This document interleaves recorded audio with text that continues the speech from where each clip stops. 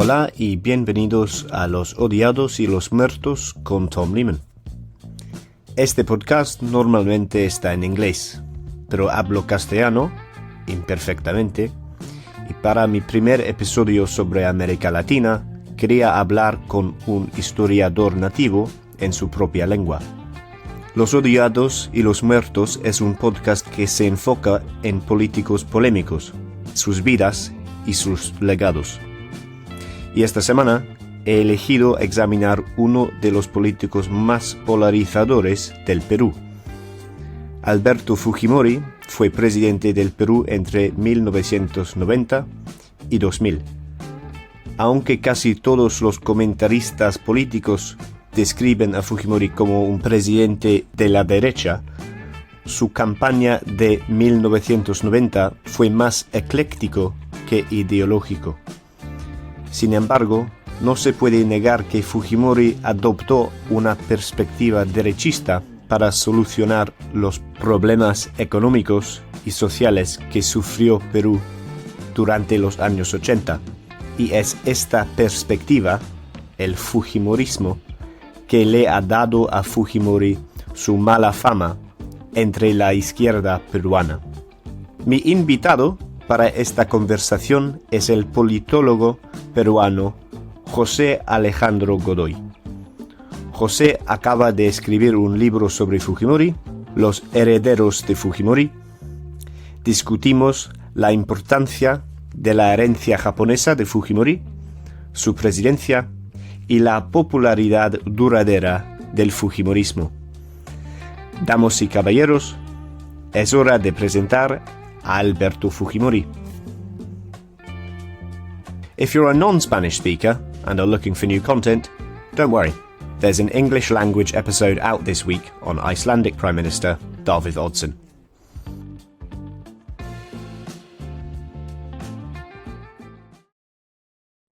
Hola José, ¿qué tal? Hola Tom, ¿qué tal? ¿Cómo estás? Un gusto. Muy bien, gracias.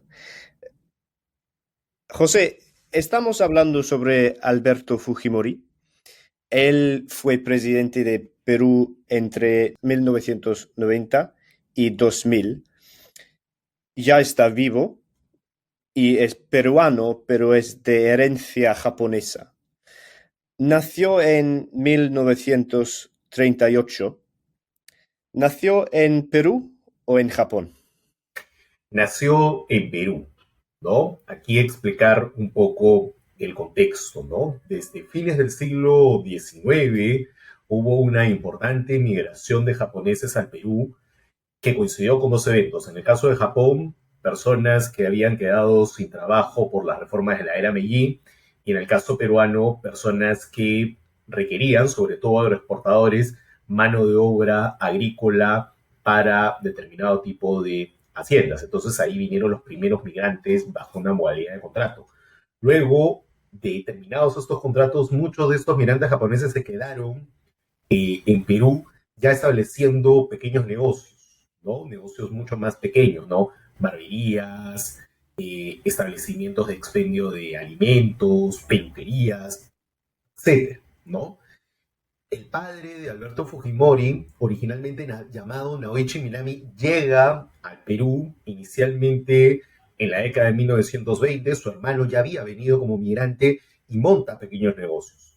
Luego regresa a inicios de la década de 1930 a Japón para casarse y ser adoptado por un millonario japonés llamado Kintaro Fujimori, que es de ahí donde viene el apellido. Luego Naoichi ya apellidado Fujimori viene a Perú con su esposa y se establecen en varios lugares alrededor de la ciudad de Lima, que en ese momento era una ciudad relativamente pequeña. Primero nace una primera hija de la pareja, Juana Fujimori, y luego en 1938 nace Alberto Fujimori. Y aquí hay una peculiaridad. De acuerdo con la versión oficial de la familia, Alberto Fujimori nació el 28 de julio de 1938. Ese es un dato no menor. 28 de julio es el día de la independencia del Perú. Sin embargo, Naoichi Fujimori registra al mismo tiempo, tanto en el registro peruano como en el registro japonés, a su hijo Alberto, ¿no? Lo que se llama el Koseki japonés.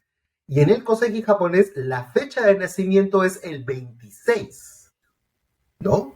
¿Por qué inscribir al hijo en 28 de julio? Porque ya en ese momento, a fines de los años 30, 1938, había una fuerte campaña política y mediática xenofóbica contra los japoneses. Diversos sectores de las élites peruanas lo consideraban como un peligro amarillo e incluso hablaban de una posible expansión de digamos, de la sociedad, digamos, del Japón como un imperio que podía expandirse además en América del Sur en base a los migrantes peruanos. Tan es así que luego, un hecho poco contado en los colegios peruanos, pero que es absolutamente real, el presidente que viene después, el presidente Prabo Arteche, es un presidente que deporta migrantes japoneses a los Estados Unidos, a California. Pues este es el contexto de la Segunda Guerra Mundial, que es importante a causa de la herencia de Fujimori. Perú, por supuesto, es un país multiétnico. Sí, Un 60% de la población es mestiza y hay la influencia de la cultura quechua. así es. ¿Puedes describir a un público británico, europeo, la importancia de la cultura quechua? Perfecto. Estamos hablando de que Perú tiene un pasado prehispánico, antes de la llegada de los españoles al Perú en 1532, bastante sólido y que es algo que fascina mucho a los visitantes que provienen del mundo anglosajón, del mundo europeo, de los Estados Unidos, de Canadá, ¿no? El Perú tiene una historia que data de miles de años antes de Cristo, ¿no? Tenemos todo un conjunto de civilizaciones y varios tipos de culturas que han estado dentro de todo el territorio de lo que ahora llamamos Perú. Y dentro de estas civilizaciones, probablemente la que tuvo un nivel mayor de evolución en términos de organización es lo que conocemos como el Tahuantinsuyo o los incas o el imperio de los incas, ¿no? Este grupo de personas que tenía o estaban establecidas originalmente en Cusco dominan o comienzan a dominar lo que es el actual territorio del Perú a partir del siglo XII, XIII después de Cristo, ¿no?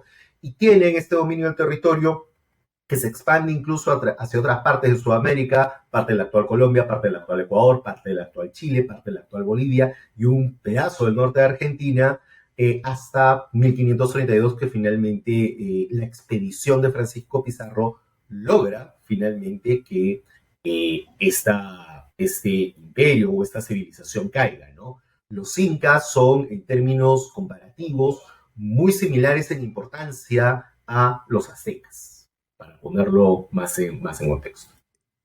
Y durante su juventud, ¿cómo empezó a involucrarse Fujimori en la política? ¿Siempre fue conservador? No tenía mayor interés político durante sus años de infancia y de juventud, ¿no? Fujimori más bien vive el cambio en la percepción sobre el migrante japonés. Pre-Segunda Guerra Mundial y durante la guerra, el migrante japonés es muy mal visto, es visto como un peligro. Post-Segunda Guerra Mundial, el milagro de la reconstrucción después de la guerra genera una mirada mucho más empática frente a los migrantes japoneses, de un lado. Y de otro lado, lo que tenemos es que Fujimori decide no involucrarse en política. Es alguien que es producto de la educación pública. Estudia en colegios públicos y luego se va a estudiar a una universidad pública de temas agrarios, la Universidad Agraria La Molina, ubicada en el oeste de la ciudad de Lima. Y en la Universidad Agraria, originalmente él quiere ser ingeniero agrónomo, pero en el camino, si bien termina su tesis de ingeniero agrónomo sobre el cultivo del camote, que es un tubérculo un poquito parecido a la papa, un poco más dulce, ¿no? Él luego se dedica básicamente a la docencia universitaria. se dedica a ser una persona dedicada a dictar cursos básicos de matemática en la universidad y de hecho luego, a inicios de los 70, se va a la Universidad de Wisconsin a tener un posgrado, una maestría en matemáticas, ¿no? Y él regresa para continuar trabajando en la Universidad Agraria. Es en la agraria en donde finalmente Fujimori adquiere un matiz mucho más político, pero no un matiz político partidario, si tú lo quieres ver, ¿no? Sino más bien él ingresa dentro de las luchas de poder dentro de las universidades públicas, ¿no? Las universidades públicas en América Latina muchas veces son guetos de varios partidos políticos, durante los 60, los 70 lo fueron, pero también de grupos más independientes dentro de lo que puede ser una universidad como la Agraria. Fujimori pertenecía a este último grupo. En el año 77, 1977, busca ser vicerrector de la Universidad Agraria, no lo consigue y en 1984 finalmente consigue convertirse en rector de esa universidad. Entonces, el Fujimori político se forma al calor de la universidad pública. En sus 5 años de rectorado, él pasa a ser más bien una persona más vinculada a tener un engarce mucho más populista, si tú quieres verlo con la propia gente de la universidad. No se apoya tanto en los profesores, sino se apoya más bien en el personal administrativo y en los alumnos para poder mantener poder. Y luego, en el año 87, se convierte en el presidente de la Asamblea Nacional de Rectores, que es un núcleo existente hasta hace muy pocos años que agrupaba a todos los rectores que habían en el Perú. Y ahí Fujimori termina siendo alguien que adquiere mucha mayor visibilidad política. En esos años, además, Fujimori aparece como un asesor informal muy cercano al primer gobierno de Alan García. Y tiene un programa de televisión en la televisión estatal. Para proveer un poco más contexto, la política peruana en la época posguerra fue una historia de agitación.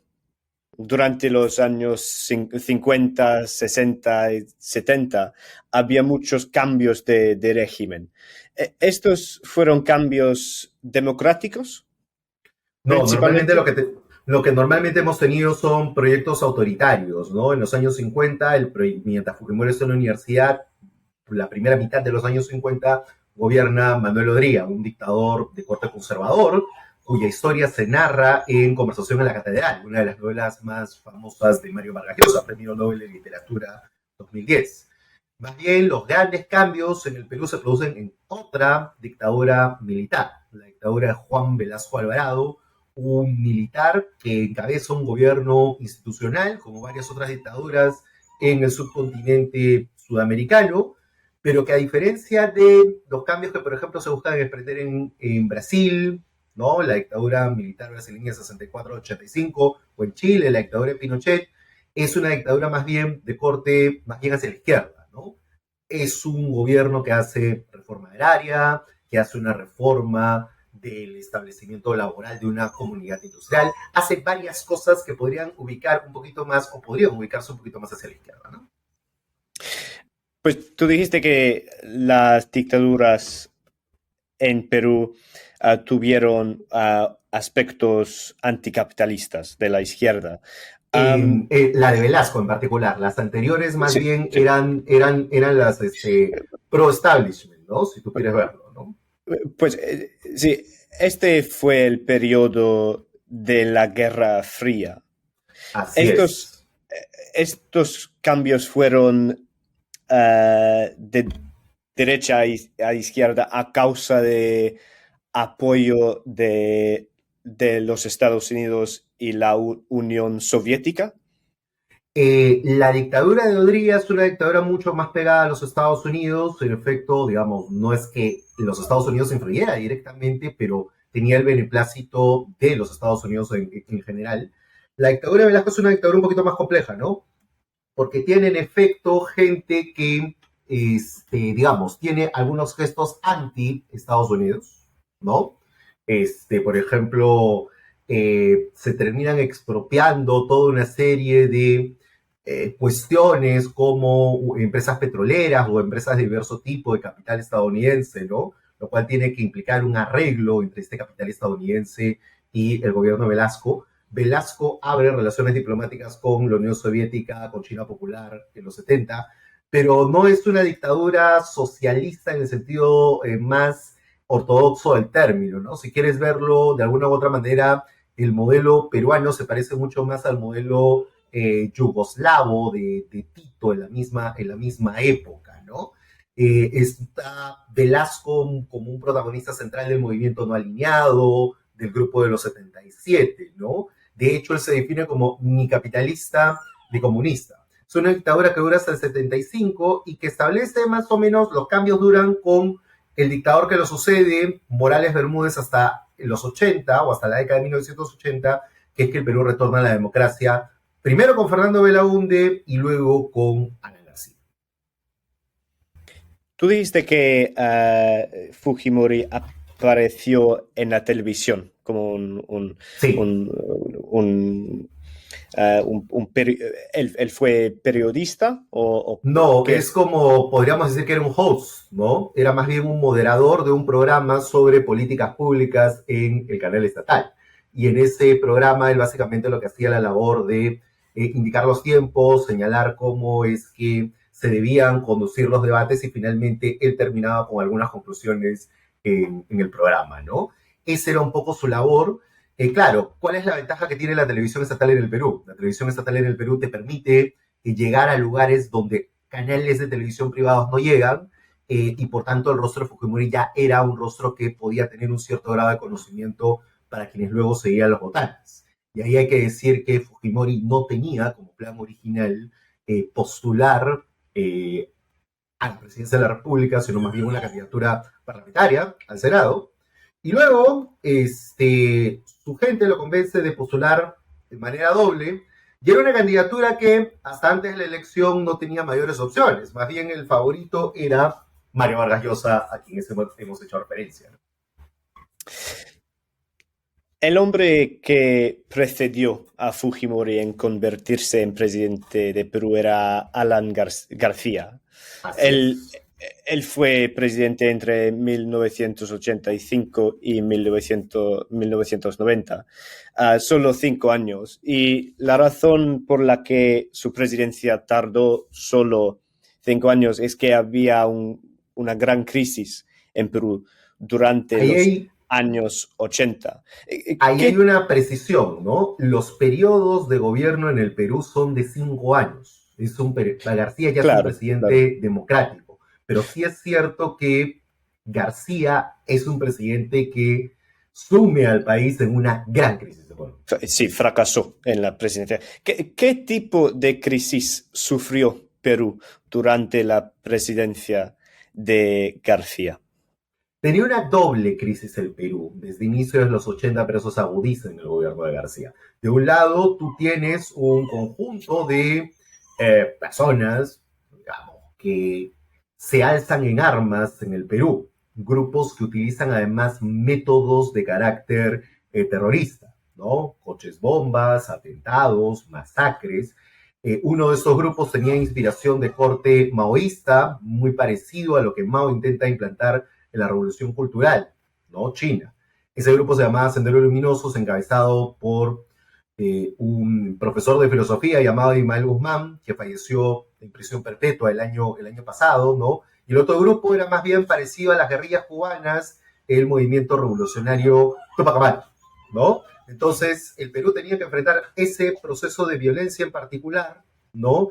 Y ese proceso de violencia en particular se convirtió en algo muy complicado, no solamente porque esos dos grupos, sobre todo Sendero Luminoso, eran muy sangrientos, sino que de otro lado, lo que terminaba ocurriendo era que la respuesta del Estado en muchos casos también vulneró derechos fundamentales. Entonces, tú tenías un primer impacto respecto al tema de la violencia. Un segundo impacto que tenías era el tema económico, ¿no? Producto de una crisis económica que comienza con Velasco y con Morales Bermúdez, y luego que se agudiza en el segundo gobierno de la UNDE y principalmente en el gobierno de García. Hay problemas de falta de pago de la deuda externa, hay problemas de inflación y luego finalmente problemas de credibilidad porque García se termina peleando abiertamente con los empresarios. Hay un intento frustrado de estatización de la banca en medio, ¿no?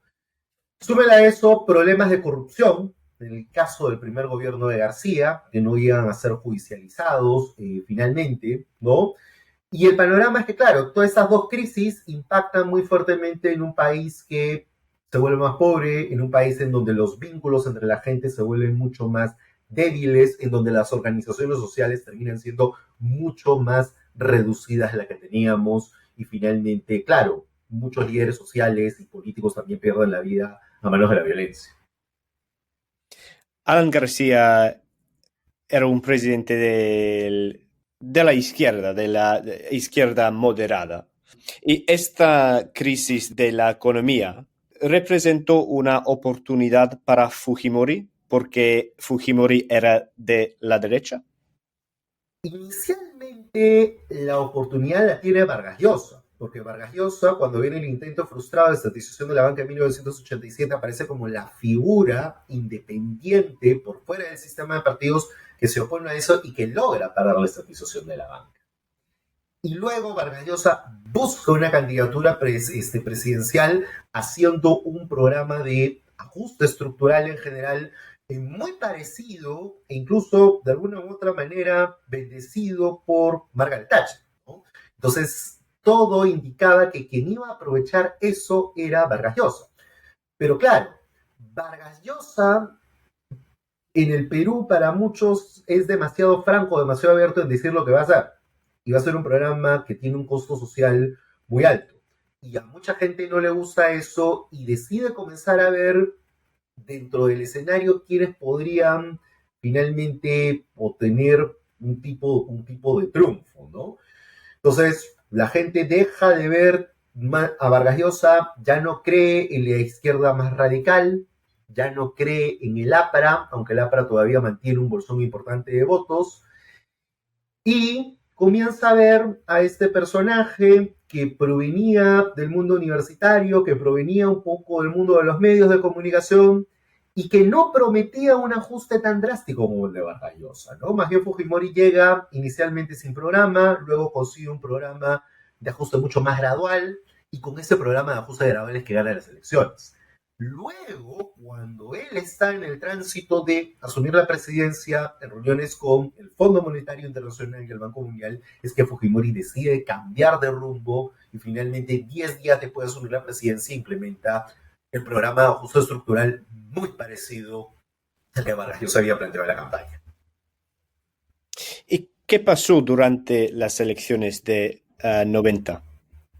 ¿Por qué ganó Fujimori? Gana Fujimori por dos razones. Una primera porque Vargas Llosa creía que la gente estaba votando por su programa liberal y más bien la gente estaba buscando en él un rostro nuevo. Pero él al juntarse con los viejos partidos de derecha en el Perú pierde esa novedad, de un lado. De otro lado, Fujimori aparece como alguien sorpresa, alguien de la nada, pero además alguien que tiene un elemento muy fuerte o a veces que resulta siendo mucho más fuerte en la política latinoamericana, que es el tema de la representación. Un Nikkei que lleva además en su fórmula presidencial a dos vicepresidentes que tienen uno origen de rasgos más andinos y el otro de origen más afrodescendiente. Entonces, si tú lo ves en términos de composición racial, era una fórmula presidencial mucho más parecida a cómo es la mayoría de ciudadanos peruanos. Sí, pues pareció algo progresivo en el contexto del tiempo, ¿no? Exactamente, ¿no? Y eso es lo que posibilita el triunfo del triunfo de Fujimori, además de algunos errores adicionales de campaña de Vargas Llosa, ¿no? Mucho gasto en spots en televisión, por poner solamente un ejemplo, ¿no? Pues Fujimori se convirtió en presidente en el julio del 1990. Muchas personas identificaron una ideología distinta al examinar las políticas de la presidencia de Fujimori. El candidato es diferente, pero la presidencia de Fujimori identificaron esta ideología. Se llama Fujimorismo, el Fujimorismo, ¿Qué es el Fujimorismo en términos abstractos? ¿Qué es el Fujimorismo? Pues es una cuestión bien compleja, ¿no? Es, de un lado, una cierta reivindicación de la economía de mercado como base, ¿no? Ellos se proclaman como autores de las reformas de mercado que hicieron que luego, en los años siguientes, durante el periodo de Fujimori hasta el año 97, y luego ya en el periodo democrático, el Perú tuviera un crecimiento económico muy importante dentro de América Latina, ¿no? Segundo lugar, es un grupo, al mismo tiempo que Fujimori hace estas medidas de mercado, hace o tiene una política bastante populista, ¿no? En el sentido que él se presenta como el reivindicador de las necesidades populares frente a las élites. Inicialmente las élites partidarias en particular, ¿no? Tiene un discurso muy fuerte contra los partidos políticos y a eso le va sumando, conforme va transcurriendo el tiempo, un discurso muy asistencialista y una práctica muy asistencialista, sobre todo en sectores populares. Lo primero le permite ganar muchos puntos arriba y lo segundo le permite ganar muchos puntos en sectores más populares, ¿no?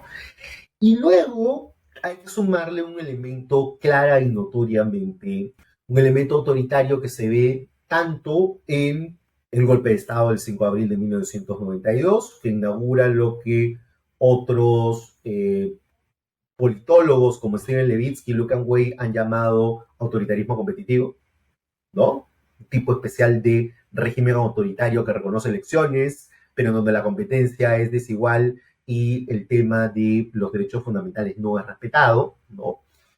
Y de otro lado, la forma en cómo finalmente enfrenta a Sendero Luminoso y al MRTA, ¿no? En esto hay una dualidad, ¿no? Mientras la policía va haciendo un trabajo solitario de inteligencia para capturar finalmente a los líderes de Sendero Luminoso y el MRTA y lo logran en 1992, a la par, desde la cúpula del poder, Alberto Fujimori y su principal asesor, Vladimiro Montesinos, montan un aparato de escuadrones de la muerte que no tiene efectividad contra Sendero, pero que se engarza dentro de una lógica de guerra sucia. Si tú lo quieres ver un poco más parecido a lo que fue la dictadura militar argentina, pero con cuestiones mucho más selectivas y menos masivas de lo que fue esa dictadura. Entonces, Fujimori tiene esta dualidad y hay un sector todavía de peruanos que en privado, sobre todo en los sectores altos, te dicen que ese tipo de estrategia de escuadrones de la muerte estaba plenamente justificada, ¿no? Cuando Fujimori estaba implementando este programa y después hubo acusaciones de abusos a los derechos humanos. Este podcast trata de políticos polémicos y este es un punto muy polémico. ¿Estas acusaciones son verdaderas?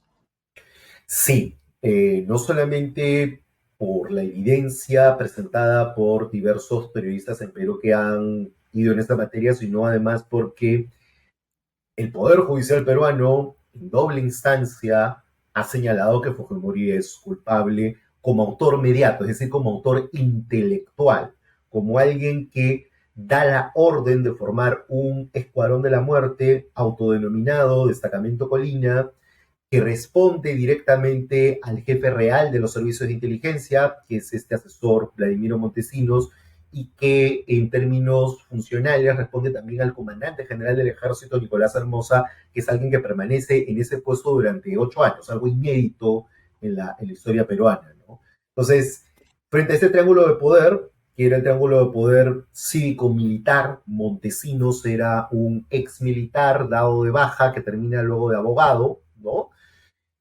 Ese es el triángulo que maneja este destacamento. Y este destacamento hace entre 1991 y 1993 un conjunto de operaciones clandestinas de búsqueda, aniquilamiento y o desaparición forzada de personas, ¿no?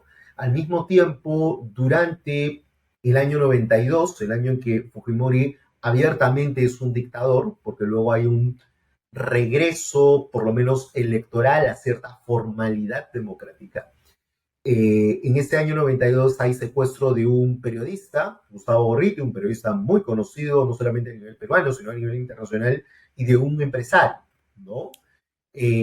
Por cuestiones estrictamente políticas, ¿no? Entonces, esos son los cuatro casos por los cuales Fujimori está condenado a una pena de 25 años de prisión que se terminan, si es que Fujimori sigue vivo para esa época, en 10 años, en el año 2032. Es obvio que Fujimori es político populista. Así Usaste es. esta palabra.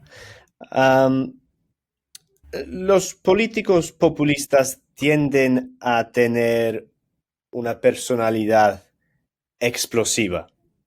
Fujimori tiene personalidad explosiva, era extrovertida. Ah, Mm, por momentos, ¿no? Fujimori más bien, si tú lo veías dando un discurso en general, era una persona eh, que más bien era inescrutable, ¿no? Tenía, para ponerlo en términos anglosajones, tenía un fuerte o un claro y notorio poker face, ¿no? Que solamente se rompía cuando a veces se reía un poco y era una sonrisa un poco torcida, ¿no? Pero cuando Fujimori lo llevabas a un meeting o a una inauguración de una obra en un pueblo, en cualquier parte del Perú o en una ciudad de cualquier parte del Perú, se transformaba, ¿no? Era una persona más bien que hablaba en un lenguaje muy llano, en un lenguaje muy digerible para el público y que tenía estos rasgos de corte efectivamente de yo soy el presidente que vengo a traerles esta obra en específico en el Perú, ¿no? En un pueblo en donde probablemente ningún otro presidente había llegado antes o los que hubieran llegado lo habían hecho hace 5, 10, 15 años, ¿no? Entonces es alguien que llega en esa línea y en esa medida con eso. Incluso en los últimos años, sobre todo en el último año, cuando va la campaña del año 2000, Fujimori incluso incorpora elementos de la cultura popular, ¿no? En el Perú, al igual que en Colombia, es muy popular la cumbia, ¿no? Y una variante de la cumbia estaba muy de moda en ese momento en Perú, y Fujimori establece un jingle de campaña creado por su publicista personal, que se llamaba El ritmo del chino, ¿no? Y el ritmo del chino debe ser el jingle electoral más recordado de las últimas 3 décadas en Perú. Y Fujimori lo utilizaba hasta el hartazgo en sus mítines. Fujimori ganó otra elección en 95. ¿Lo ganó de manera justa, en tu opinión? Casi arrolladora, lo gana con un 64% de los votos y no hay que olvidar a quién lo gana, a Javier Pérez de Cuellar, que es el único latinoamericano que ha sido secretario general de la Organización de las Naciones Unidas. Es decir, en el lapso de 5 años, Fujimori derrota a dos de los peruanos más reconocidos a nivel global, ¿no?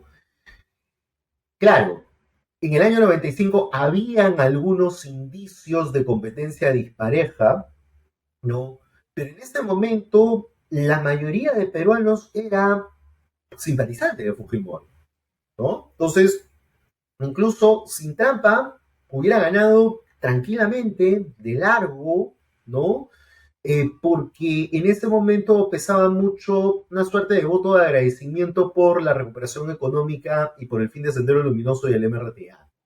Entonces, esas dos cuestiones, sumada a un alto gasto social, más bien de corte populista, en el año previo a la elección, es lo que genera que Fujimori termine con ese porcentaje tan alto de votación en el año 95.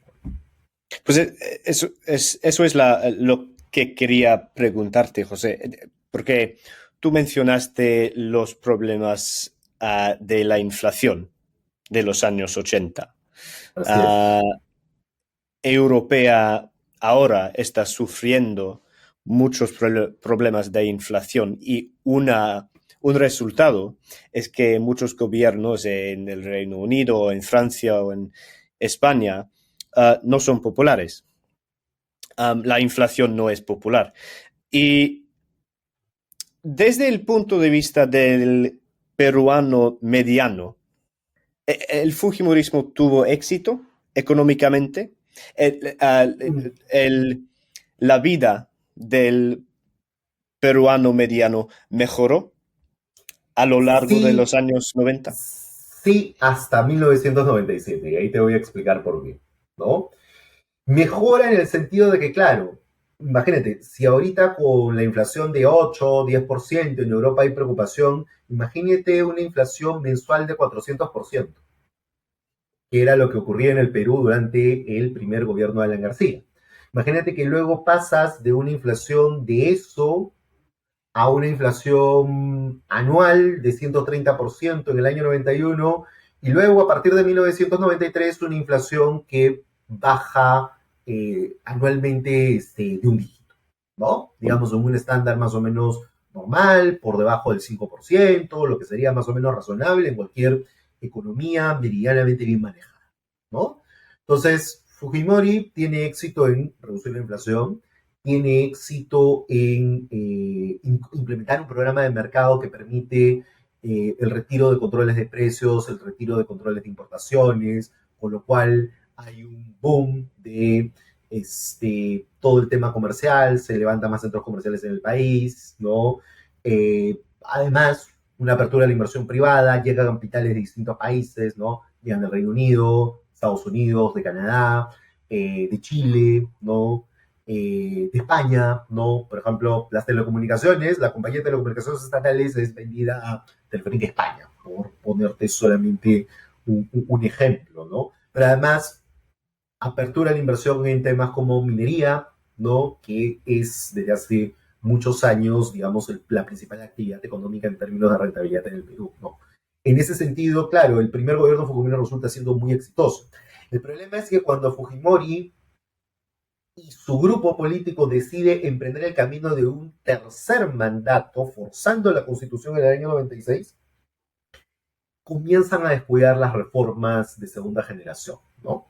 Entonces, ya no se meten tanto a continuar con privatizaciones, tampoco se meten a tanto a fortalecer educación, salud, justicia, seguridad, y comienza no solamente un deterioro institucional muy fuerte, sino que también comienza un deterioro económico muy fuerte, que se suma obviamente a otros eventos de carácter externo, ¿no? La crisis asiática, el efecto tequila en México, e incluso fenómenos climáticos, ¿no? Cada cierta cantidad de años en el Perú hay una corriente de aguas cálidas, el Niño, que baja a otras partes de la costa peruana y genera inundaciones, problemas de infraestructura, daños en cultivos agrícolas, pérdida de vidas humanas. El gobierno de Fujimori tiene un niño muy fuerte entre el año 97 y el año 98 y eso también impacta a la economía. Si tú te das cuenta, entre el año 97 y el año 2000, 2001, imagina la economía peruana técnicamente entra en recesión. Creo que la corrupción en parte provocó el fin de la presidencia de Fujimori. Cuando el proyecto de Fujimori empezó a salir mal, hablaste sobre la crisis económica provocada en parte de la crisis económica en Asia, pero ¿cuándo empezó a empeorar para Fujimori? A ver, yo creo que el quiebre es cuando en 1996 la bancada de Fujimori en el Congreso, donde tenía mayoría, plantea una ley de interpretación de un artículo de la Constitución. La Constitución de 1993, que es una constitución dada durante el gobierno de Fujimori, que asegura las reformas económicas, tenía una cláusula original que permitía una reelección inmediata del presidente, que es algo que históricamente el Perú no ha tenido porque normalmente cuando eso ha ocurrido el presidente ha aprovechado su posición de poder para poder ganar las elecciones en forma no limpia, ¿no? Ni justa ni transparente, ¿no? Entonces esa cláusula que estuvo vigente en los años en la década de 1920 con otro dictador llamado Leguía, se anula en las siguientes dos constituciones, vuelve a la constitución del 93. Al calor de eso, Fujimori se reelige en el 95, pero el año 96 lo que dice el Congreso es, el primer periodo del señor Fujimori no se cuenta, porque no era el primer periodo al calor de la Constitución del 93, y luego lo que se dice es, cuenta el 95-2000 como el primero y se le permitiría postular en el 2000. Ahí yo creo que hay un punto de quiebre a partir del cual Fujimori lo que termina haciendo, lo que termina generando en general, es un deterioro muy fuerte de las instituciones, ¿no? Comienza a cooptar instituciones o a descabezar las mismas, ¿no? Ahí es donde comienza a entrar de modo mucho más decidido elementos de corrupción. En esa misma época, además, nosotros estábamos teniendo todavía un diferendo limítrofe con el Ecuador, ¿no? Habíamos tenido una pequeña guerra en 1995, a inicio del año 95, y luego habíamos estado en conversaciones de paz, pero en medio de ello, los militares peruanos, muchos de ellos bastante corruptos, terminan adquiriendo armas a través de intermediarios muy cercanos que terminan cobrando grandes comisiones. Y muchos de estos militares además terminan involucrados en casos directos de enriquecimiento ilícito, ¿no? Y luego lo que tú vas teniendo es que Montesinos, este asesor de Fujimori, comienza a convertirse en la persona que ordena ese aparato de corrupción de modo mucho más, no visible ante el público, pero sí visible ante las personas que visitaban el Servicio de Inteligencia Nacional. Todos tenemos evidencia de esto en el Perú porque Montesinos tenía la costumbre de grabar en diversos ambientes de esta oficina de inteligencia a sus interlocutores, sea teniendo charlas políticas, sea teniendo charlas cooperativas o dándole directamente sobornos o favores a funcionarios o empresarios de distinto tipo, ¿no? Allí, por ejemplo, una cosa muy dramática, ¿no? Montesinos logra comprar a buena parte de los dueños de los canales de televisión en el Perú, ¿no? Y ven cerros de dinero, y cuando hablo de cerros estamos hablando de billones de dólares vistos impuestos sobre pilas, y cuando cae el régimen, la gente, el ciudadano peruano promedio queda absolutamente impresionado por ver estas torres de dinero colocadas en una mesa como constancia del soborno. Y todo esto filmado en forma subrepticia. Fujimori disminuyó de la presidencia en 2000.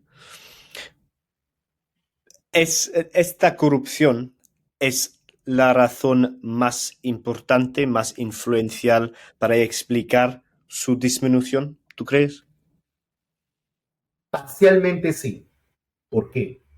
Fujimori, pese a que era notoriamente inconstitucional su tercera postulación, tiene el beneplácito de un jurado nacional de elecciones ya cooptado por él para poder postular.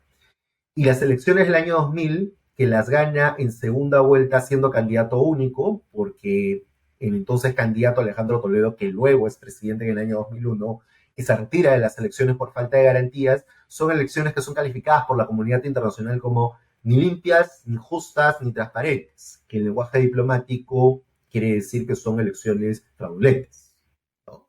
Entonces, eso generó que solamente dos mandatarios vinieran a la asunción de mando de Fujimori en el año 2000, que hubiera marchas el día de la asunción del mando de Fujimori, quizás de las marchas más importantes en la historia del Perú, solamente superadas por un conjunto de movilizaciones en noviembre del año 2020 en otra de las tantas crisis políticas que tenía el Perú, ¿no?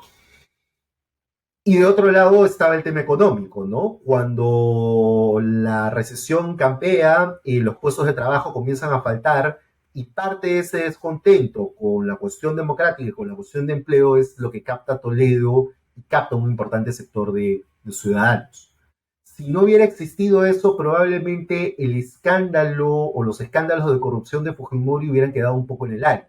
Pero digamos, cuando aparece el primer video en público el 14 de septiembre del año 2000, en donde Montesinos está sobornando a un congresista opositor para pasarse a las filas del gobierno con un soborno de $15,000, ese es el detonante para que, primero, Fujimori convoque a elecciones adelantadas, decida recortar su mandato, obligue al Congreso a recortar también su propio mandato y a decir que él no iba a postular en estas elecciones.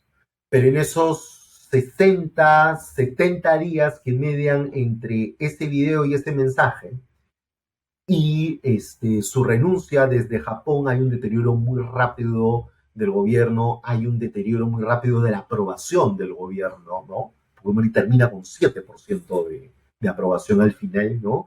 Y finalmente eso termina en una fuga al Japón y una célebre renuncia de Fujimori por fax, ¿no? Probablemente sea el único presidente en la historia mundial que haya enviado una carta de renuncia utilizando este medio.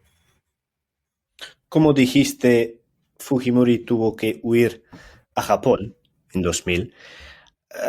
¿Cuándo regresó?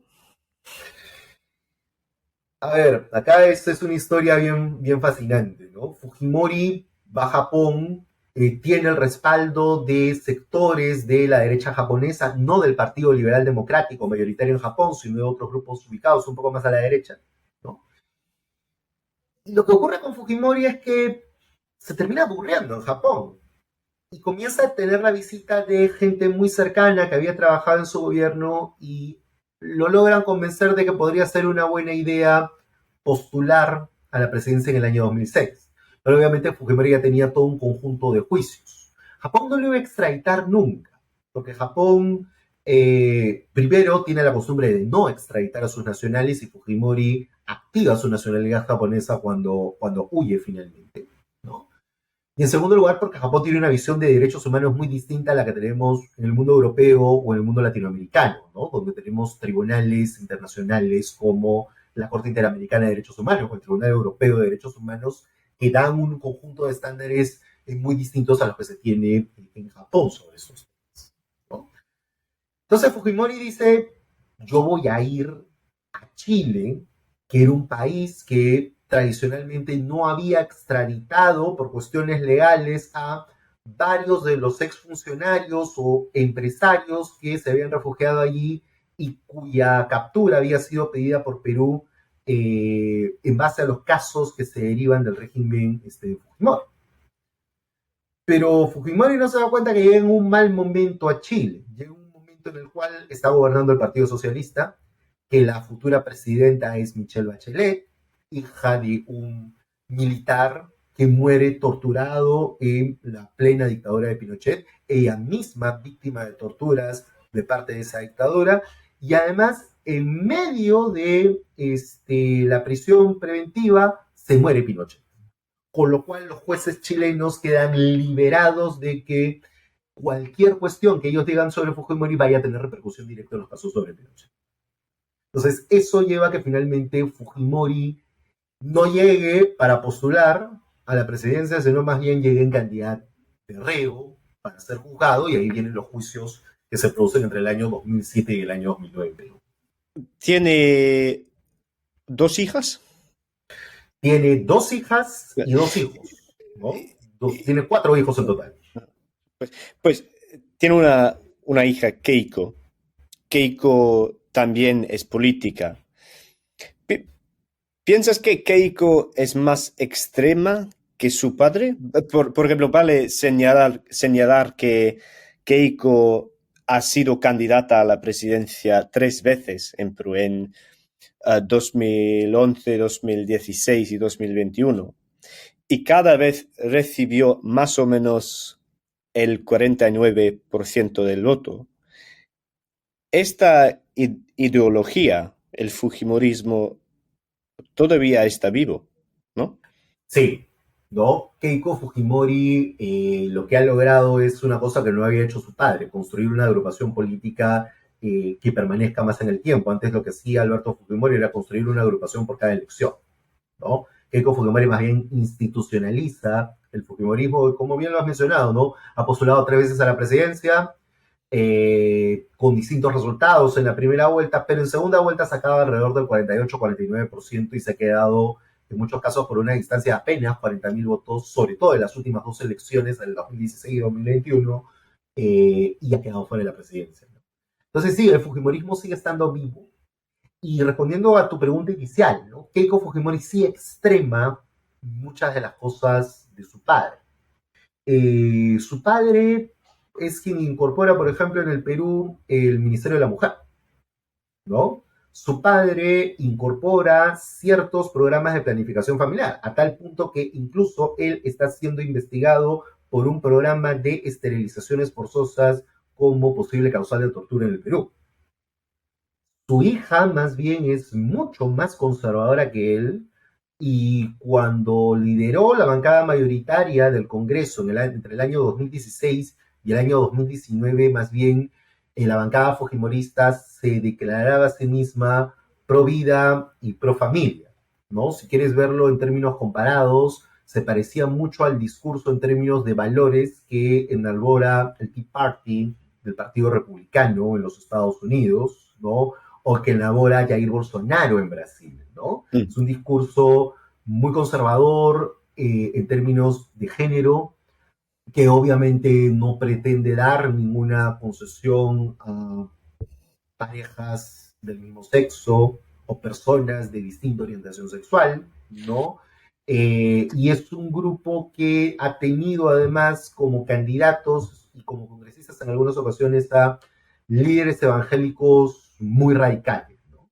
Siendo Keiko Fujimori una católica conservadora confesa, ¿no? Entonces, en ese sentido y en esa línea, si hay una extremación o un extremo mucho más fuerte por parte de Keiko Fujimori en relación con lo que fue el gobierno de su padre, ¿no? Entre el 2016 y el 2021, todo el comportamiento de Keiko Fujimori se parece mucho más a Donald Trump, ¿no? Es muy parecido a Donald Trump, incluso en la forma en cómo asimila la derrota del 2021, es muy parecida, sin toma del Capitolio, por cierto, pero este discurso de me han hecho fraude, me han hecho trampa, para no reconocer su más reciente derrota electoral. Tú mencionaste Margaret Thatcher, Sí. José. En el Reino Unido, Thatcher dijo que su mejor triunfo era que la izquierda británica, el Partido Laborista, adoptó sus ideas, las ideas de Thatcher. ¿Esto ha sido el caso en Perú? ¿Piensas que la izquierda peruana es un poco débil? ¿Han cedido demasiado mucho políticamente a la derecha? A ver, acá hay una cuestión mucho más de fondo, ¿no? En general, y eso es una interpretación absolutamente personal, casi todos los gobiernos posteriores a Fujimori en cierta medida han sido herederos de Fujimori. No han modificado en grandes rasgos la Constitución del 93, han mantenido el mismo modelo económico, han estado casi todos involucrados en graves escándalos de corrupción, ¿no? Tienen una visión en general un poco más a la derecha, ¿no? Y los pocos intentos de izquierda que ha habido en el Perú han sido fallidos, ¿no? En el año 2010 tuvimos a una persona más bien ligada a la socialdemocracia como alcaldesa, salvó una revocatoria con las justas y luego terminó involucrándolo en el caso Lavajato, que es un caso que ha involucrado a casi todos los expresidentes peruanos post-Fujimori y a la propia Keiko Fujimori en este punto. Y el actual presidente Pedro Castillo es un presidente más bien que no tiene rumbo claro y notorio en materia de políticas públicas, ¿no? De hecho, si lo quieres ver en términos económicos, más bien es alguien que ha continuado en la línea económica que viene desde 1990 para adelante. No ha querido y no ha podido modificarla mucho más, ni siquiera acercándola a una socialdemocracia, ¿no? Estamos hablando más bien de una visión súper ortodoxa de la economía y él mismo también involucrado en escándalos de corrupción. Por eso te decía que había un cierto grado de herencia en general. Pero de otro lado, parafraseando un poco la frase que tú mencionas de Margaret Thatcher, ¿no? Sí es cierto que hay ciertos sentidos comunes que uno podría llamar fujimoristas en la sociedad peruana, ¿no? Es una sociedad conservadora, es una sociedad tolerante en ciertos casos a casos de corrupción, es una sociedad muy pragmática, muy práctica, en donde la economía sigue siendo muy informal, ¿no? Y en donde la informalidad y la línea ética tienen un límite bien difuso, ¿no? Y eso genera finalmente cuestiones que hacen que, por ejemplo, todavía hay un bolsón importante de personas, no te diría 50%, yo te diría que más bien alrededor de 10, 15%, que todavía apostarían por una candidatura del Fujimorismo, y básicamente por Keiko Fujimori, ¿no? No hay, a pesar de que ella ha sido derrotada 3 veces, a pesar que ella tiene también sus propios problemas judiciales, alguien que pueda relevarla. Uno de sus hermanos, su hermano menor Kenji Fujimori, intentó hacer eso y fracasó en ese intento. Y bueno, ella aparece como la figura notoria del Fujimorismo, además considerando que Fujimori sigue preso, tiene 84 años, y muy probablemente o muere en la cárcel o sea indultado pocos días o pocas horas antes de un desenlace fatal. Pues quiero visitar Perú en el futuro. José, muchas gracias. Ha sido una conversación fantástica. Muchas gracias. Sí, sí, las personas que están escuchando quieren enterarse más de Fujimori o de la política peruana, ¿qué los recomendarías en términos de libros que has escrito o sitios de web que tienes? A ver, en general yo he escrito 2 libros sobre el periodo Fujimori y el periodo post-Fujimori. Uno se llama El último dictador, The Last Dictator, ¿no? Es un libro que está en castellano, que no solamente que se puede conseguir en Amazon, en Apple o en Google Play, ¿no? Y lo mismo con un libro que acaba de salir que se llama Los herederos de Fujimori, ¿no? Que trata precisamente sobre la historia de Keiko y Kenji Fujimori y de los gobiernos democráticos post-Fujimori, en qué medida son herederos del mismo, ¿no? Ambos libros los encuentran en formato digital. Están en castellano, todavía no tienen una traducción al inglés, pero si alguien quiere interesarse no solamente en el Perú, sino también quiere aprender un poco más de idioma castellano, puede acercarse a esos textos en general. Pues tal vez yo podría traducirlo para ti, José. Excelente. José, gracias. Buenísimo. Hasta luego. Gracias. Gracias. Nos vemos. Gracias por escuchar a Los Odiados y los Muertos. El podcast normalmente está en inglés. Por eso, si hablas inglés y te gusta la política, hay casi 50 episodios en Spotify, Apple Podcast y otras plataformas.